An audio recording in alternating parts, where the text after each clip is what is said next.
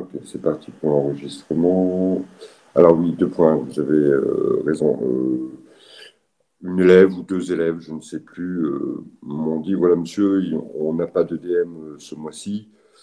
C'est très bien, ça nous fait peut-être une charge de travail en moins.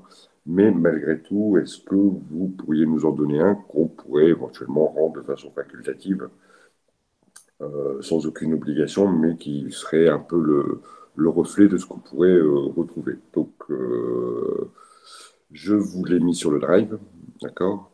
Alors, si vous me le rendez, je vous ai mis une date de rendu, ce sera avant le début de la reprise des cours l'année prochaine. Donc, je crois que j'ai dû mettre le 4 janvier, quelque chose comme ça. Donc, ça vous laisse là 15 jours plus 15 jours des vacances. Tout est faisable au jour d'aujourd'hui. Donc, tous les éléments qui sont demandés dans ce DM ont été vus en cours au jour d'aujourd'hui. D'accord? Voilà, donc encore une fois, c'est un devoir facultatif. Euh, Si vous me le rendez et que votre note est plutôt bonne, il pourra remplacer un TD. Voilà, pour ceux qui n'ont pas forcément rendu encore leur TD, etc., vous pouvez opter comme ceci. Euh, voilà. Dans le sens où je ne pourrais pas mettre une note de DM à certains et pas à d'autres. Donc, il ne peut pas être compté comme DM puisqu'on a dit qu'on ne faisait pas de DM. Et donc, si certains le souhaitent, me le rendre. Avoir juste une note, mais que cette note ne rentre pas sur leur bulletin, il n'y a pas de souci. Ou avoir une note qui puisse leur servir de note de rendu de TD, pas de problème non plus. Voilà pour cela. Pas de questions par rapport à ça? Pas par rapport au DM, mais juste pour savoir si ce semestre on aurait un DS ou pas, ou nos notes ce sera seulement les DM. Alors, il a été dit, mais il ne vous aura pas non plus échappé que les versions changent au fur et à mesure des événements euh, liés notamment à la crise du Covid. Au départ, on devait vous faire un DS, donc on avait peut-être même établi peut-être une date, je ne sais plus. Ensuite, on nous a dit non, pas de DS. Donc on a dit non, pas de DS. Après, on a dit encore un DS. Et aujourd'hui, il a été dit aux dernières informations, la période étant compliquée pour les élèves, le passage de tout en visio, etc., etc. Donc, on ne fera pas de DS tant qu'on est en visio. Donc, ça, je peux vous le dire. On ne fera pas de DS tant qu'on est en visio. Comment, a priori, on devrait être en visio au moins jusqu'au 20 janvier. Et que vous partez en stage et que votre semestre se termine début février, a priori, il n'y aura pas trop de DS ce mois-ci, ce semestre-ci. Ça marche pour tout le monde? J'ai répondu à votre question? Ça marche. Alors, vous avez peut-être le temps de télécharger le document Excel qui sert de base au travail de cette, euh, pour cette séance. Je vais partager la feuille.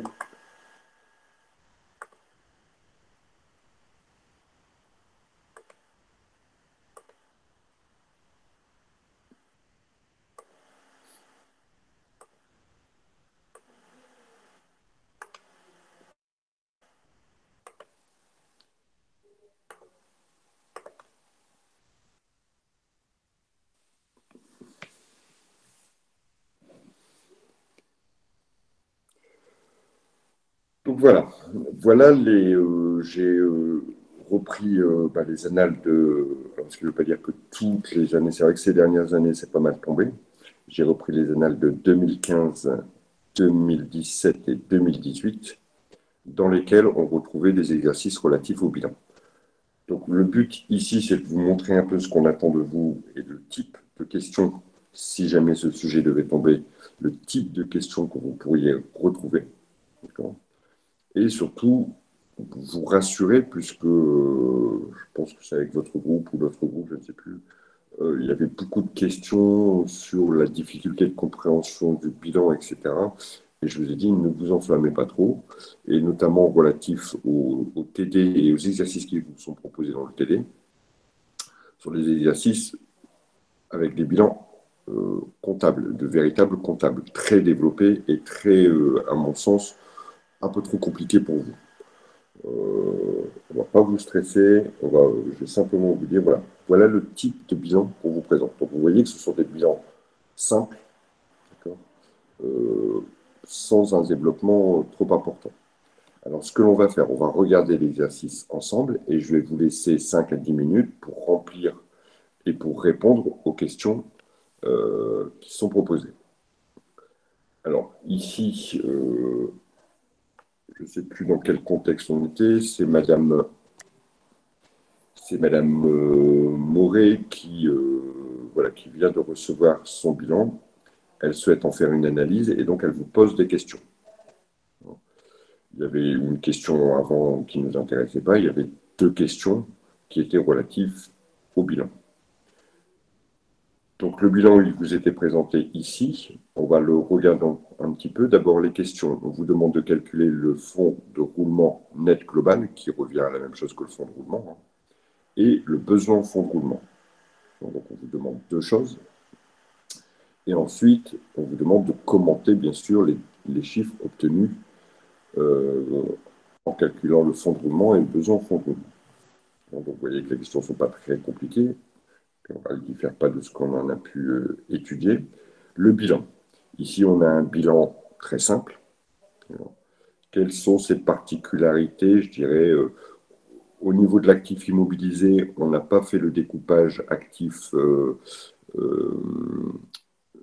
immobilisation corporelle, immobilisation financière. On a juste indiqué qu'il y avait l'actif immobilisé avec 2 données, une construction donc qui est relative à un bâtiment, à un immeuble certainement, et puis du matériel. Donc, qu'on aurait pu mettre dans la case actif immobilisé corporel. Dans la partie actifs circulants, on a indiqué qu'il y avait des stocks. Vous voyez qu'il n'y a pas de créance client, ça veut dire qu'il n'y en a pas, tout simplement. Et à la place d'utiliser le terme disponibilité, on a utilisé le terme banque, qui correspondra aux disponibilités, puisque la banque fait partie des disponibilités. Au niveau du passif, rien de particulier dans les capitaux propres. Il y a le capital et le résultat. Il n'y a pas de réserve ni de report à nouveau. Dans la partie des dettes, il y a juste peut-être ce terme emprunt à LT, pas très compliqué à deviner. LT voulant dire long terme. C'est un emprunt, tout simplement.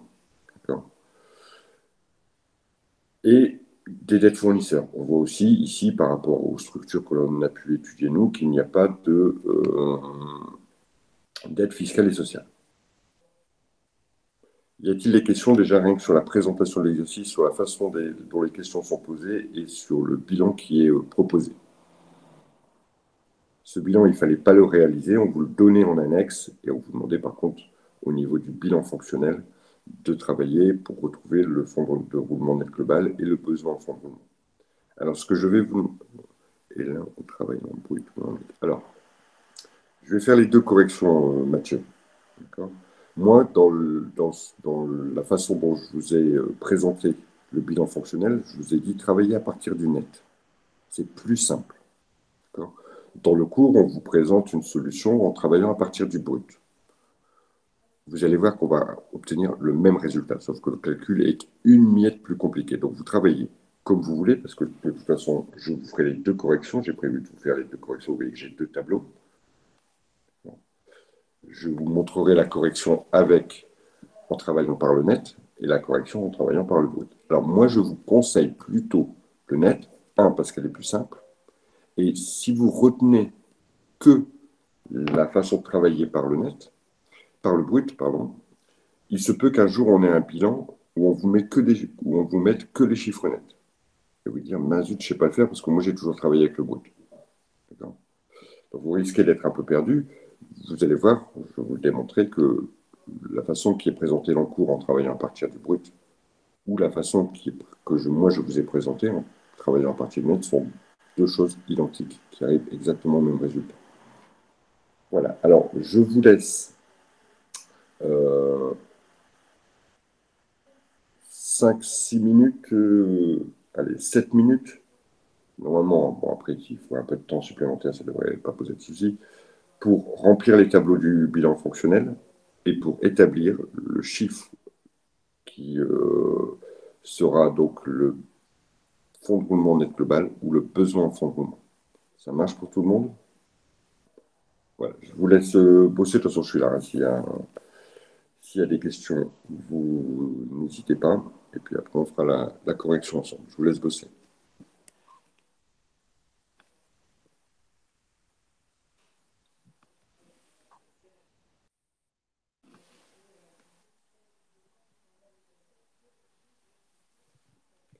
Alors, pour la demoiselle qui vient juste d'arriver, Sophia, voilà. On travaille sur un exercice qui avait été donné lors de l'examen 2015, qui est présent là à l'écran et qui est présent aussi dans votre Net Campus sur la séance d'aujourd'hui. Et j'ai demandé à des... Oui, oui, pas grave, pas de souci, Sophia, ça peut arriver à tout le monde, vous savez. Et je vous demande donc de remplir le bilan fonctionnel à partir du bilan qui est donné. Voilà. Et donc on s'est donné 5-6 minutes pour le faire.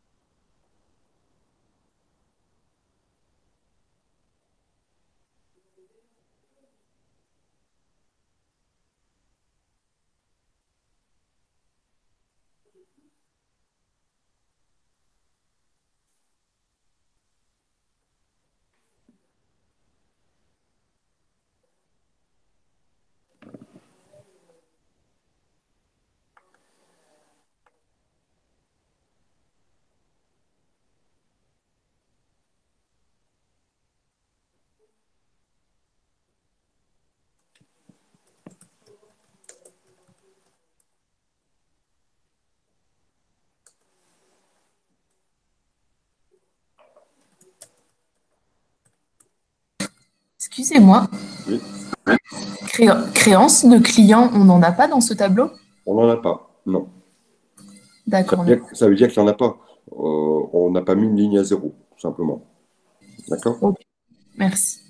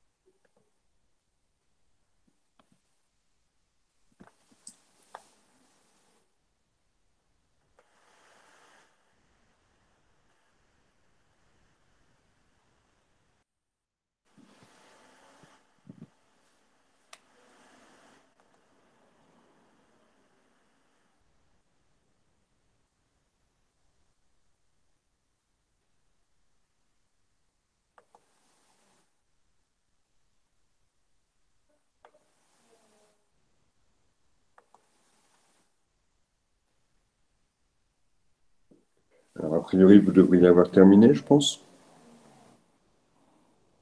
C'est bon pour tout le monde?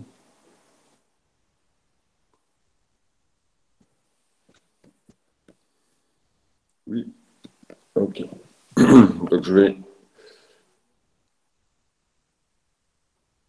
peut-être pas encore, allez-y, Fadila, le temps que je remette ma feuille à l'écran pour moi.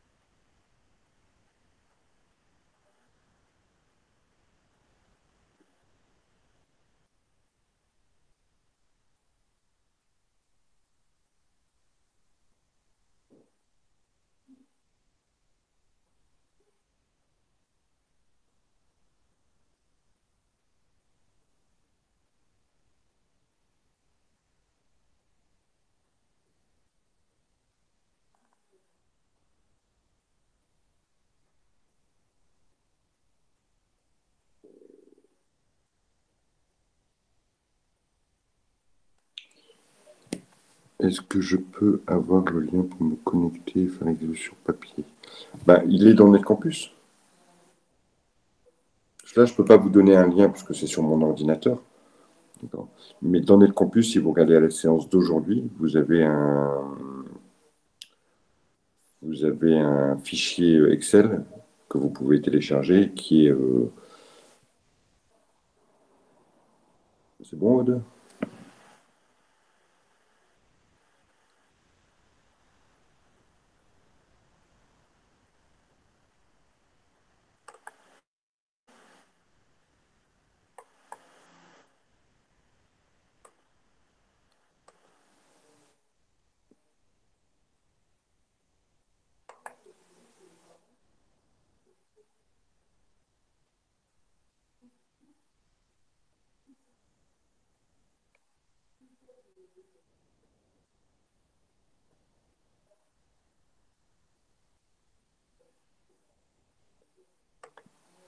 Allons-y. Je fais donc le corriger et vous m'arrêtez dès qu'il y a éventuellement des questions ou une donnée que vous n'avez pas comprise. Alors, je vais commencer en me basant sur le net, d'accord? Parce qu'il y a deux méthodes pour travailler.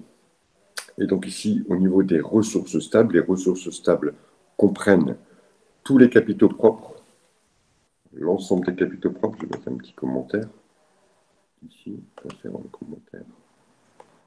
Ici, tous les capitaux propres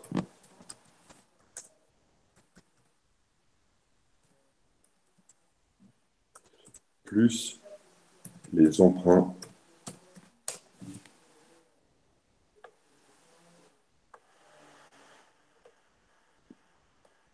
plus les emprunts. Voilà pour ça.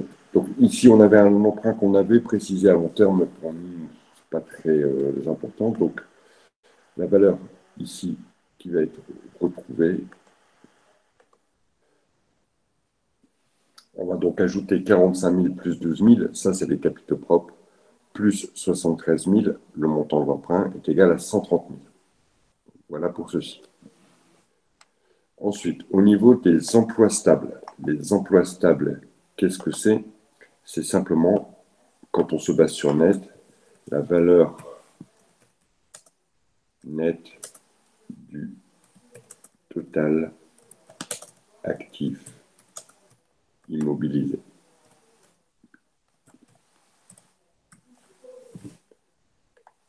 Donc ici, on avait deux montants qu'il fallait retenir, 45 000 plus 53 000, ce qui nous donne un total de 98 000.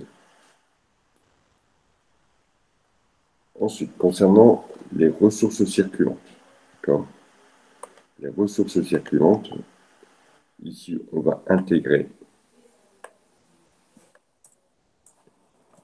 les dettes fournisseurs plus les dettes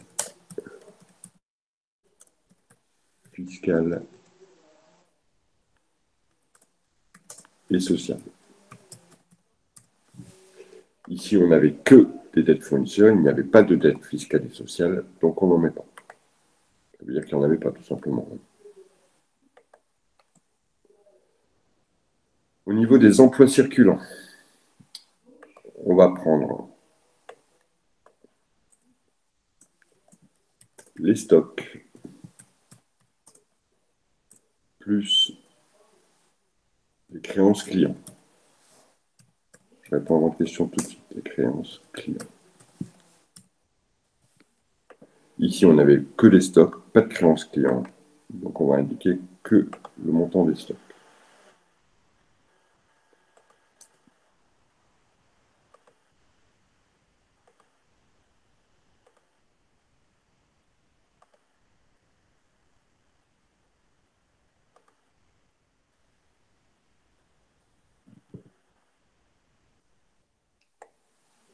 Alors, monsieur, petite question, il ne sera pas pénalisé à l'examen de passer par net et donc de ne pas faire apparaître les amortissements dans les ressources.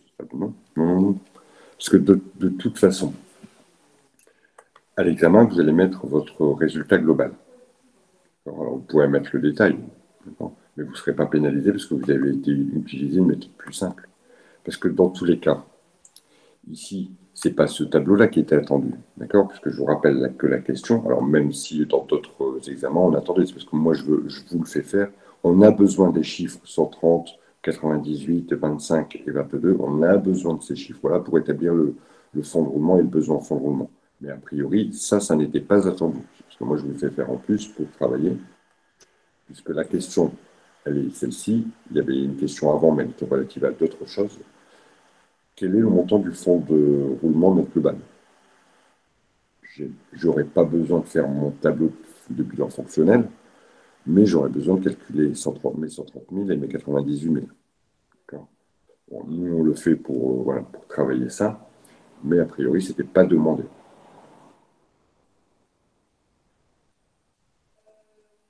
Alors, Mathieu, qui était le fervent défenseur du brut, il comprend.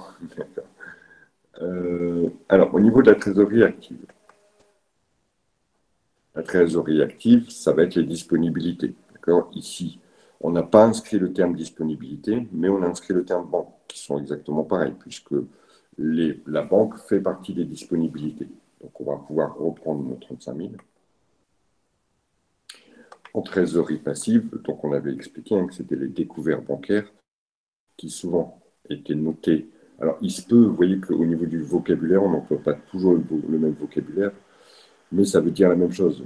Le concours bancaire courant ou éventuellement le découvert, c'est la même chose. Donc ici, on n'en a pas. Si on ne vous donne pas l'information, si on vous donnait une information, si on voulait qu'il y ait un découvert bancaire, on vous aurait donné l'information. Ici, il n'y a pas de découvert bancaire parce que nulle part est indiqué qu'il y a un découvert ou qu'il y a un concours bancaire courant. Donc, rien du tout au niveau de la trésorerie passive. Regardons maintenant si j'avais utilisé la méthode du brut. Donc, j'inscris, je passe par les montants bruts. Ici, au niveau des emplois stables, c'est donc le total des IMO bruts. Le total brut des IMO. Je reprends mon total brut des IMO, j'obtiens 130 000 euros. Je vais passer ici dans la méthode du brut en faisant capitaux propres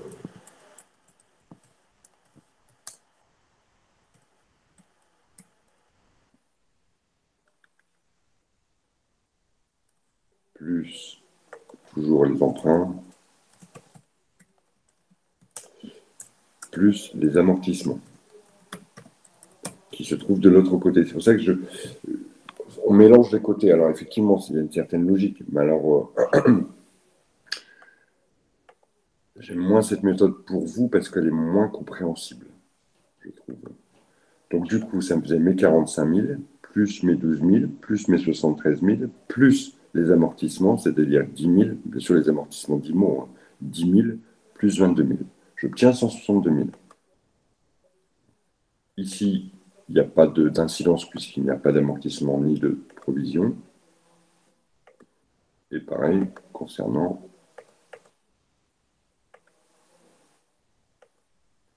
Voilà. Est-ce qu'il y a des questions par rapport à ça avant de passer au calcul du fonds de roulement net global et du besoin en fonds de roulement?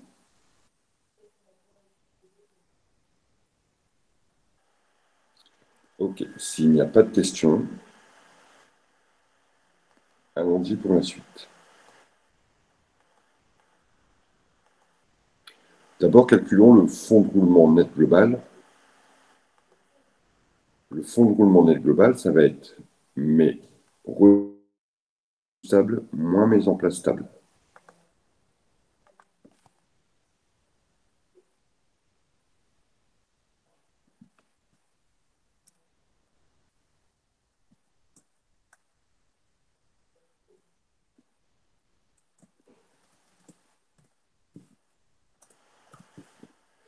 Alors, je vous ai dit, hein, il y a deux méthodes. La méthode en passant par le net et la méthode en passant par le brut. Les deux méthodes pour calculer ou pour réaliser le bilan fonctionnel, qui en lui-même ne veut rien dire, c'est plutôt les chiffres que je vais pouvoir tirer de ce bilan fonctionnel, c'est-à-dire le fonds de roulement et le besoin en fonds de roulement. Donc, pour établir ce bilan fonctionnel, on a plusieurs méthodes. Voilà.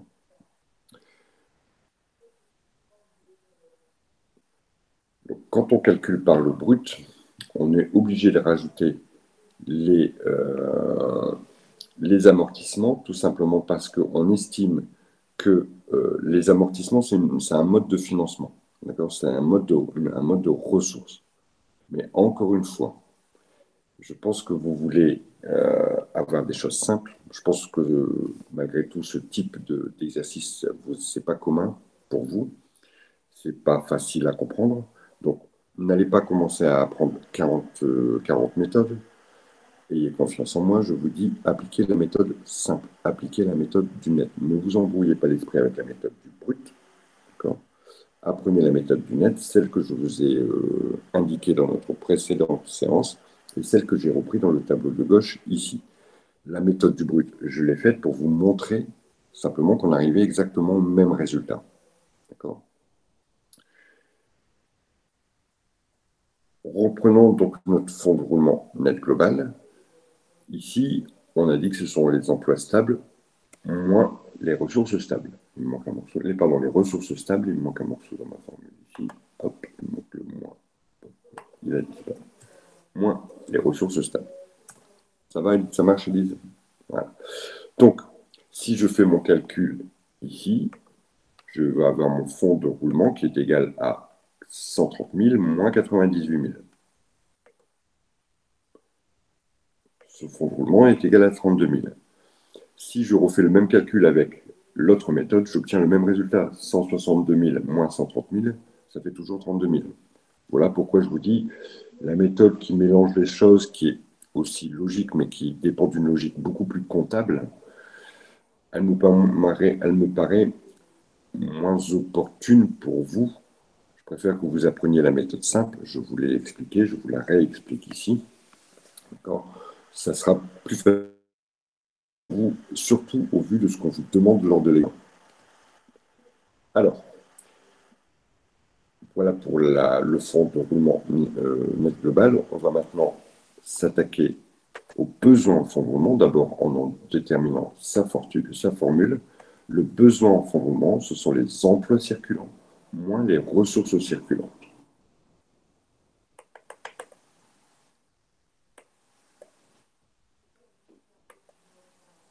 Et donc, notre besoin en fonds de roulement, ici, s'établit à moins 3 000, puisque c'est 22 000 moins 25 000. En faisant ces calculs, nous avons répondu à la question. Quel est le besoin en fonds de roulement? Quel est le fonds de roulement? Par contre, sur la question suivante, on vous demandait d'expliquer ici à quoi correspondaient ces chiffres et que reflétaient ces chiffres. Je vais vous donner l'explication, d'accord. Ça passe par savoir ce que c'est finalement que le fonds de roulement et savoir ce que c'est que le besoin en fonds de roulement, d'accord. Ça, on l'a déjà fait, mais je vais le refaire encore une fois ici. Donc d'abord, le fonds de roulement. Le fonds de roulement, c'est l'excédent, la partie supérieure, hein, c'est l'excédent dégagé par les modalités de financement de l'entreprise.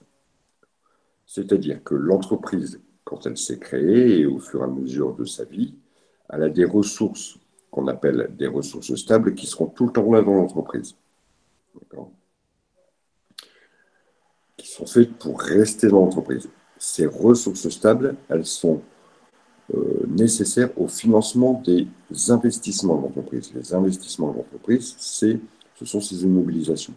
Donc là, l'entreprise avait 130 000 euros et un besoin de financement de ces immobilisations à hauteur de 98 000 euros. Donc, il lui reste 32 000 euros. Voilà la signification du fonds de roulement. Je vais prendre une image pour vous expliquer un peu aussi comment, pour que vous puissiez mieux visualiser les choses. Imaginez que vous avez de côté de l'argent, vous à titre personnel, d'accord. On va dire que vous avez une somme de 50 000 euros de côté. Quand vous avez fait des économies, vous travaillez pendant les vacances, etc., vous avez cette somme-là. Qu'à la fin du mois, donc ça c'est sur votre livret, à la fin du mois sur votre compte en banque, il reste 1 000 euros. Vous avez eu votre salaire, vous avez fait vos dépenses, et finalement il reste 1 000 euros. Donc, vous en conviendrez avec moi qu'au total, vous avez pratiquement à disposition 50 plus 1000, 51 000. Et vous voulez acheter un appartement, cet appartement vaut 100 000 euros. Donc, vous allez voir votre banquier et vous lui demandez 60 000 euros. Alors, vous lui demandez 60 000 euros parce que vous vous dites, ah, peut-être qu'il va coûter plus cher, enfin, peu importe. Vous lui demandez 60 000 euros. Donc, je vous ai dit, vous aviez de côté 50 000 euros, ce qui correspond au capital de l'entreprise. En plus, à la fin du mois, il vous reste encore 1 000 euros, ce qui correspond ici au résultat de l'entreprise. Et vous allez voir votre banquier, vous lui demandez 60 000 euros, ce qui correspond aux emprunts. Au total, donc, vous avez réuni 111 000 euros, 60 000 d'emprunts, 50 000 d'argent que vous aviez de côté et 1 000 euros d'argent qui vous restait du mois. Vous achetez l'appartement à 100 000 euros et il vous reste 11 000 euros. 11 000 euros qui vont vous permettre de vivre le mois suivant, par exemple. Voilà un petit peu le parallèle qui peut être fait entre vous, votre vie perso, et puis une entreprise. Une entreprise, c'est pareil. Donc, elle aura son capital, elle va avoir besoin d'investissement, donc elle va avoir le banquier, elle va investir et il va rester de l'argent. Cet argent va permettre de pouvoir acheter les premiers stocks, de pouvoir, va permettre d'entamer le cycle d'exploitation. Maintenant, le cycle d'exploitation et les besoins qui sont générés, qui sont induits par le cycle d'exploitation, c'est ce qu'on appelle les besoins en fonds de roulement. De combien j'ai besoin pour travailler. Ce besoin en fonds de roulement ici, la particularité ici, c'est qu'il est négatif. Donc, je vais vous expliquer ce que c'est qu'un fonds de roulement positif. Et puis donc, on va pouvoir aussi voir quelles sont les explications que l'on peut donner quand le fonds de roulement est négatif. Un fonds de roulement positif, c'est quoi? Dans une autre... Pardon, excusez-moi. Dans une entreprise, comment ça fonctionne? Dans une entreprise qui travaille avec d'autres entreprises, comment ça fonctionne la vie de l'entreprise? La vie de l'entreprise et le but de l'entreprise, c'est d'acheter et de revendre. Voilà. Alors, de temps en temps, il y a de la transformation, mais on va prendre l'exemple d'un magasin qui distribue des produits diététiques d'une certaine marque. Il se fournit auprès de grossistes et il le revend à d'autres magasins qui sont des détaillants.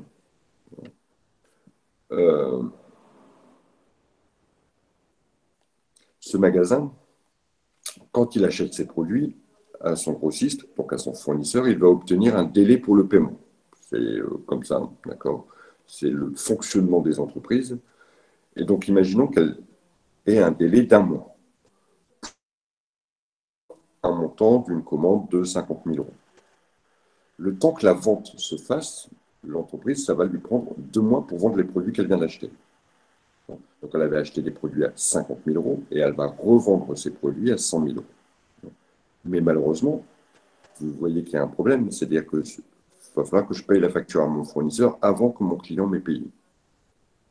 Et donc, j'ai un besoin ici, j'ai un besoin d'argent pour pouvoir payer le fournisseur en attendant que mes clients me payent. Et ce besoin d'argent, ce besoin ici de trésorerie, c'est ce qu'on appelle le fonds de roulement. Le besoin en fonds de roulement. C'est le besoin en fonds de roulement. Donc, le besoin en fonds de roulement, c'est mes fournisseurs vont me laisser du temps pour payer, ça c'est une ressource, mais malheureusement, mes clients ne vont pas me payer forcément tout de suite, ou moi, je suis obligé de leur laisser du temps pour payer, parce que ça fait partie des accords commerciaux, par exemple. Donc, voilà la signification du besoin en fonds de roulement. Donc, mon fournisseur, pour 50 000, me laisse 2 mois, me laisse 1 mois. Mes clients, je leur ai laissé 2 mois pour 100 000. Vous voyez que 100 000 moins 50 000, j'ai un besoin ici de 50 000. C'est ce qui est pratiquement le cas dans, je vais dire, 70 voire 75% des entreprises. Dans certaines entreprises, le besoin est négatif. Est-ce que quelqu'un voudrait m'expliquer comment ce besoin peut être négatif et pourquoi il serait négatif?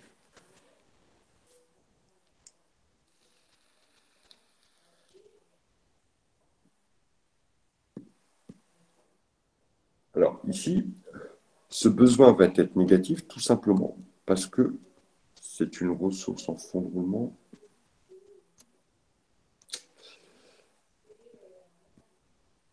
moyen. En tout cas, moi, ça ne me parle pas. Je ne comprends pas ce que vous voulez me dire, Mathieu. Est-ce que je peux essayer? En fait, le besoin, pour moi, il est négatif parce que c'est quelque chose dont on n'a justement pas, qu'on ne va pas dépenser. Donc, par exemple, si j'ai un besoin au fonds de roulement qui a plus 3 000, ça veut dire que j'ai besoin de 3 000 euros. Là, l'entreprise va bien, elle a 3 000 euros qu'elle n'a pas dépensé, dont elle n'a pas besoin, donc ils sont en négatif. C'est pas mal. C'est pas mal, vous êtes sur la bonne voie. D'accord. C'est qu'en fait, le mode, ils n'ont pas de besoin d'équipe. Voilà, et voilà. On vient compléter avec ce que dit Charlène, parce que, et j'ai pas eu le temps de lire le poste suivant. D'accord. Voilà, vous avez compris. Quand je vais reformuler, resynthétiser les deux réponses entre celle de Delphine et celle de Charlène, qui finalement, à deux, la réponse de Charlène, c'est l'explication, et la conclusion, c'est la réponse de Delphine. Charlène nous dit, bah voilà, nos fournisseurs, ils nous laissent plus de temps que nous, on laisse de temps à nos clients. Clairement, nos clients payent plus vite que nous payons nos fournisseurs. Donc, ce qui veut dire que finalement, ça c'était la réponse de Charlène, finalement, le cycle d'exploitation, le mode de fonctionnement de l'entreprise ne nécessite pas de trésorerie. Il en crée même. Puisque si vos clients vous ont payé tout de suite et que vous ne paierez vos fournisseurs que dans un mois, pendant ce mois-là, vous avez de l'argent qui va vous permettre de réenchaîner sur une autre opération. D'accord? Donc ici, le besoin en fonds de roulement négatif traduit la non-nécessité de fonds de roulement, la non-nécessité de trésorerie pour travailler, et même le cycle d'exploitation va créer lui-même de la trésorerie. Alors effectivement, c'est une situation très bonne pour l'entreprise qui se retrouve dans 25% des entreprises. Dans 75% des entreprises, il y a un besoin. Et ce besoin, il doit être couvert par le fonds. Alors, dernière chose qui n'était pas demandée, hein, mais que nous, on va faire très rapidement, parce que c'est une chose relativement simple, c'est le calcul de la trésorerie nette. D'accord. La trésorerie nette, c'est la trésorerie active moins la trésorerie passive. Notre trésorerie passive, ici, il n'y en a pas. Donc, 35 000 moins 0, pas très compliqué normalement, c'est égal à 35 000. Ça, c'est le montant de la trésorerie nette. En soi, le montant de la trésorerie nette, il n'est pas très important. D'accord. Enfin, il n'est pas très important sur les modalités de calcul, c'est plutôt moi le contrôle qui m'intéresse. Le contrôle, la trésorerie nette me permet de faire le contrôle suivant.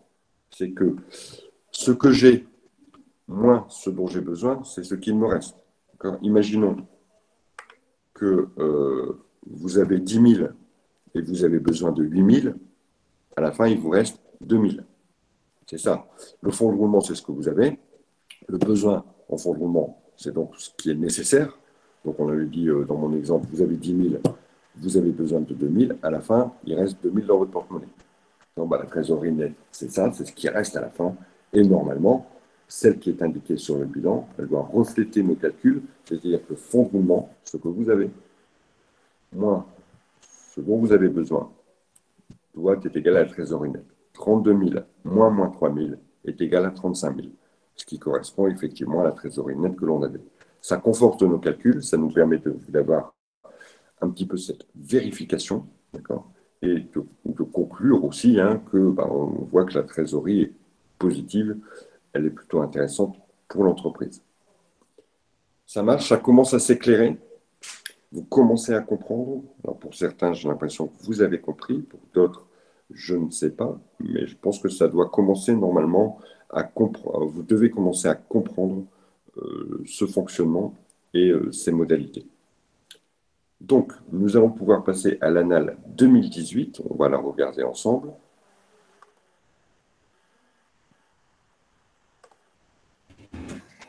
Est-ce que je peux vous poser une question, s'il vous plaît? Bien sûr. S'il y avait un découvert en banque comme vous, et du coup une trésorerie passive, il serait à quel endroit du bilan? Le découvert en banque serait dans les dettes. Et on avait dit, il aurait été compris dans les emprunts, mais il y aurait eu une précision par la suite. On aurait pu avoir quelque chose comme emprunt, par exemple 80 000 euros, et en dessous, avec un petit astérix, dont concours bancaire courant 7 000 euros. Donc, les découverts bancaires sont compris, puisque le découvert, c'est une dette pour l'entreprise. L'argent qu'elle a utilisé et qu'elle n'avait pas, elle le doit à la banque. C'est pour ça qu'on considère ça comme une dette, et une dette auprès des établissements de crédit, qui aurait été ici sur cette ligne-là. Et d'ailleurs, je n'avais pas fait le petit truc. Et on l'aurait retrouvé, comme je viens de vous dire, on aurait retrouvé un petit astérix, un petit renvoi en disant, voilà, il y a un concours bancaire courant, donc il y a un découvert. Mais encore une fois, vous allez voir dans les 3 exercices, il n'y en a pas, parce que c'est une notion quand même qui commence déjà à être un petit peu high level. Mais voilà, vous le savez, et si jamais ça devait se présenter, vous savez comment ça fonctionne. Alors, ici, sur l'exercice qui était proposé en 2018, on va le regarder ensemble. Et nous, on va, dans un premier temps, s'atteler à la question 1.6, où ici, on vous demandait d'établir le bilan fonctionnel. Moi, je ne comprends pas le besoin. Peut-être qu'avec cet exercice-là, mademoiselle, je n'ai pas vu votre prénom, on recommencera, ou sinon, je réexpliquerai encore ce qu'est le besoin en fonds de roulement.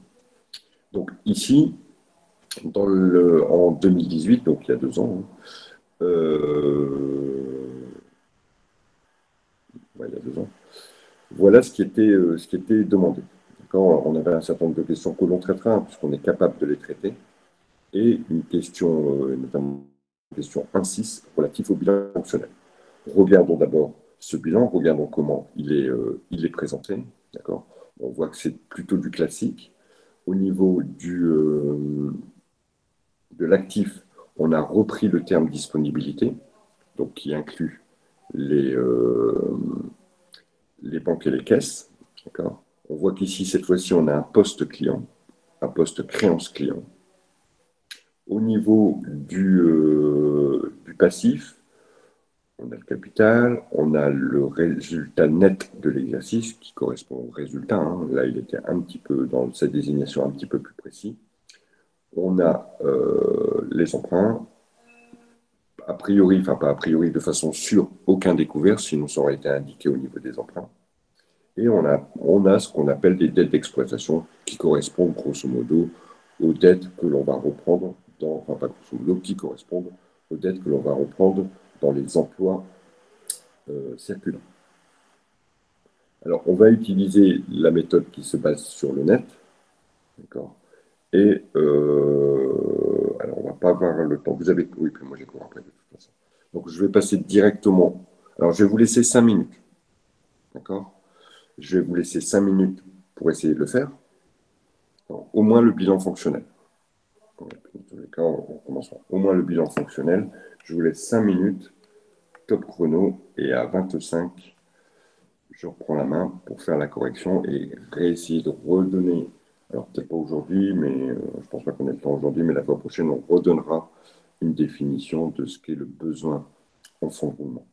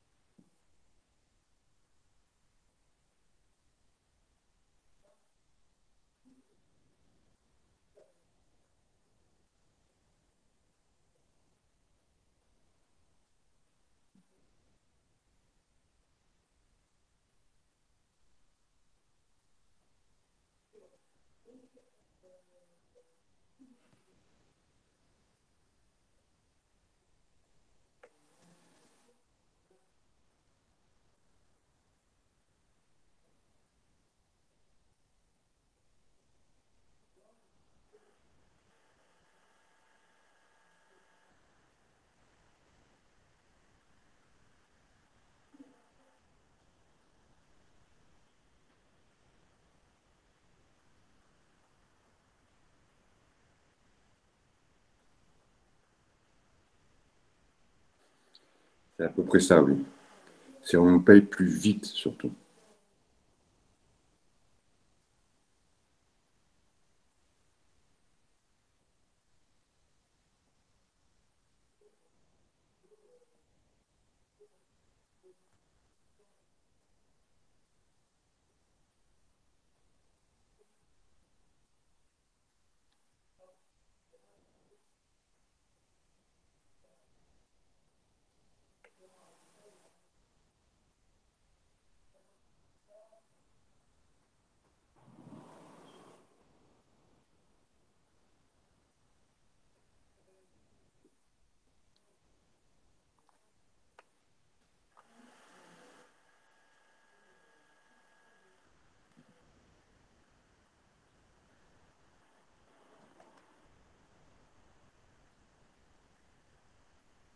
Allez, je fais la correction. Alors, concernant les ressources stables, donc ici les ressources stables, on va venir ajouter les capitaux propres Alors, on a déjà un total hein, de 76 960, donc je vais reprendre directement ce total, où j'aurais pu faire 40 500 plus 37 460 plus 92 600, le montant des emprunts. Je suis parti moi directement du total, qui est finalement ici le total des capitaux propres, pour obtenir 170 560. Au niveau des emplois stables ou permanents, j'ajoute donc je vais reprendre tout simplement le total des actifs immobilisés. Vous voyez qu'ici, contrairement à tout à l'heure, on avait fait la distinction entre l'incorporel, le corporel ou le financier, mais en termes de bilan fonctionnel, ce n'est pas très important d'avoir cette distinction. Nous, ce que l'on va reprendre, c'est le total net de 129 110 euros.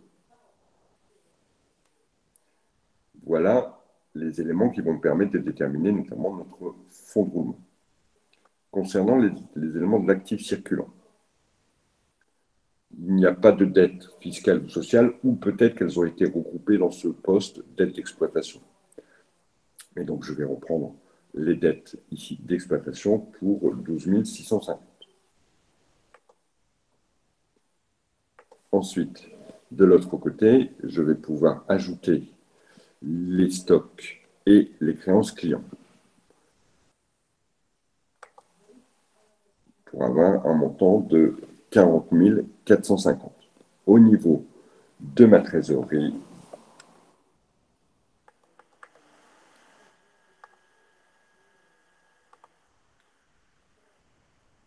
je vais avoir 13 650 puisque je n'ai pas de trésorerie passive. Je vais quand même indiquer que j'ai 0. Donc là, j'ai fait exactement les mêmes calculs que tout à l'heure quand on se base sur le net, hein, d'accord. J'ai repris tous les éléments qui composent les ressources stables, c'est-à-dire les capitaux propres plus les emprunts, les éléments qui reprennent les emplois stables. Vous voyez que j'ai noté stable ou permanent parce que ça veut dire la même chose. Donc, il ne faut pas que vous soyez perdu dans un terme qui veut dire la même chose. Nous, on a souvent employé le terme de stable, je crois, ou permanent, je ne sais plus lequel d'ailleurs, mais les deux sont synonymes et on retrouve les deux. Et je crois que dans l'exercice ici, c'était indiqué emploi permanent et ressources permanentes. Ensuite, concernant les emplois circulants, j'ai repris les stocks et les créances clients. Pour les ressources circulantes, il n'y avait que la partie des dettes d'exploitation et la trésorerie active était relativement simple. Alors maintenant, quels sont les calculs que je vais pouvoir opérer pour retrouver le montant du fonds de roulement?